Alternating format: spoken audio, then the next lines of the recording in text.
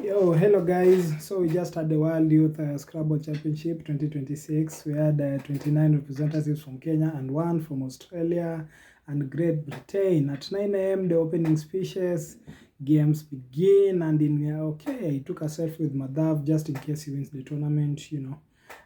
Okay, so in game one, Uranitic was the first being of the tournament. Madhav gave a freshy kind of performance with the option of Heifas to play. He was actually choosing the best moves, similar to his opponent Usman from Pakistan, who played 6 in. Mini golf wasn't dropped, but muffling was, fumingly with so many other options. Sepal and that's it. It was quite a not so contested game, but Madhav showing us what he can do. Just seeing the round one standings and Samuel Crispin leading in game two. Madhav faced Kenya's Munene. Overtake was written down with the option of take over, and it was quite a dominant game for him, with Munene missing toilets despite having litotes and the toilets rack with each 68% valuation, choosing instead to place lot, which was the least valued. He also had evictees to play, but that wasn't in the offing. He didn't play it. He played C instead, which was actually the least valued. And finally, he had Stewia to play, rewrites to play with that wonderful rack and tiles, but Munene still didn't play that, choosing instead to play Wii, which was among the least valued. And then Madhav had Ojenis rack and just dropped Jenis, which was quite a brilliant move, the only bingo available at that point. And then Munene plays Stories with the double R, which was quickly challenged off the board with the option of Sorriest and Riotous and so many other options available. Madhav blocking the spot with the Tufa. Still, the bingo was available for Munene. That was Riotous, Roysters, Roriest, but it wasn't played. Another bingo available for Munene, Emilia, which wasn't played. Instead, he chose to play Mel, just showing how challenging it was for him.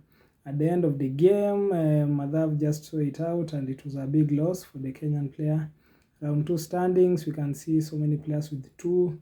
Azaleas was the first bingo, with Jamon being available, but it's a blocker and it will later prove quite costly. Options such as Deceiver were available, but Revisals was challenged off because Jamon is actually a blocker.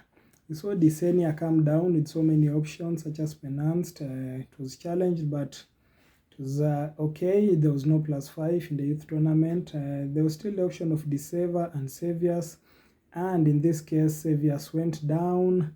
Much easier move, playing simple Scrabble. Tassioid came also, quite a brilliant move, and the game was just seen off with a couple of high scoring tiles. Max pursued, Serued were available in the opening moves, weren't played. Viwa was played instead, and there was the option of playing on lines, and in this case it was overlooked and LUN was preferred. But Cyanide came up later, which was quite a brilliant move, with wineries available for 80, but Cyanide was what was played.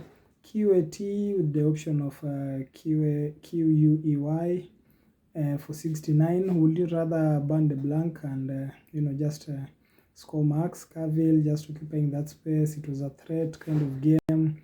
Then there was a Pomeroy's bingo missed with such a wonderful rack, but Ionas came in quickly later for the lead, with the option of playing Warrison on the W. Prisoner also available. Pilotage came in quickly from Ahmed, and a mental was the winning move, which actually placed Suhas on the lead. You can just see four wins for each of those players. In this game, Suhas, there was this brilliant move of Jingo, which doesn't take an X. Pejorated was available, but Overpaid was the one which was played instead of the JO Pejorated. We had Rostella, Realots available, and from the AELLOTS rack, and what was chosen was Realots, placing the S on the triple lane. Paneling followed in quickly, and Antida also follow in, but Kevin was too strong in this game. Round 5 standings, we had about 9 players with 5 clean sheets. One of them Samuel, who we saw in this game for the first time, and at this point, round 6, we can see only 6 players had a perfect record. So Emanets was the first one to drop. We also had a treble on the double just to level up things, and Sauris quickly followed from Samuel, and Dezinct was another bingo from Samuel, which just took the game away. Despite playing Milia, it wasn't enough, and Samuel took a confident lead, just making sure he's one of the 6 players with a perfect 6-0 record, including the Nath Fernando. An exchange of U with an ADEIRT rack, but still missing the word tariffed for his opening bingo, choosing to play FA, which was quite not the best move. On the chat section, the big booty was saying tariffed, and so many people. Peonage was placed down, though it could have scored much higher if placed across vertically for the Fin and the FAA. Reindirect, Diuretic, Raticide were so many options, and Indirect was the chosen move, with the Reindirect scoring higher, and the big putting, the blocking, dropping their comments. So there was the Z bingo. It was a ZO. The opponent played Zilla, which was a 69 point compared to Colza, which had 34. Then we had a Tevatron, Miss, Innovocate, Renovate, and Novated was the chosen option, placing the D for the DZO. Yeuch was challenged off the board with the Yuch and the H being the only options available. We had a Hoi move instead of Hoyas, just saving the S, and there was a Sensate and Neatness move. And finally, there was a 9-timer, the first 9-timer of Stanoid, just placed on the board using the N for neatness, which was quite impressive from Fernando, who eventually went on to win the tournament. What a game to close day 1. I forgot to draw A from the back, bro. There was a game with Samuel, which there was forget to drop the tiles. So the WIC 2026 day 1, let me know in the comments whether I should do day 2 and day 3, and give you more highlights of how the games went. Peace.